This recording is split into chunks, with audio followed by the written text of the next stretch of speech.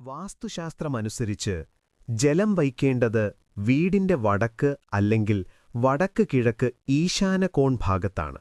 ഇത് സാമ്പത്തിക വളർച്ചയ്ക്കും ഐശ്വര്യത്തിനും കാരണമാകുന്നു.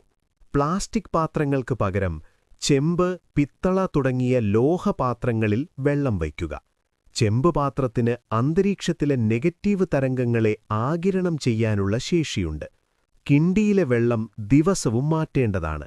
കെട്ടിക്കിടക്കുന്ന വെള്ളം നെഗറ്റീവ് ഊർജത്തെ ആകർഷിക്കുകയും അതിനാൽ ദിവസവും പുതിയ വെള്ളം നിറയ്ക്കുകയും ചെയ്യുക. വെള്ളം വയ്ക്കുമ്പോഴും വീട്ടിൽ തളിക്കുമ്പോഴും വിഷ്ണുമന്ത്രങ്ങളോ മഹാലക്ഷ്മി മന്ത്രങ്ങളോ ചൊല്ലുന്നത് ഊർജം വർദ്ധിപ്പിക്കും. നിത്യേനയുള്ള വിളക്കുകൊളുത്തൽ എന്ന ലളിതമായ അനുഷ്ഠാനം അതിസങ്കീർണമായ ഒരു ഊർജതന്ത്രമാണ്. അഗ്നിയുടെയും ജലത്തിന്റെയും ശരിയായ സംയോജനം ഭവനത്തിലെ എല്ലാ ദോഷങ്ങളും നീക്കി ഐശ്വര്യം നിറയ്ക്കും. വീഡിയോ ഇഷ്ടപ്പെട്ടാൽ ലൈക്ക് ചെയ്യുക, ചാനൽ സബ്സ്ക്രൈബ് ചെയ്യുക.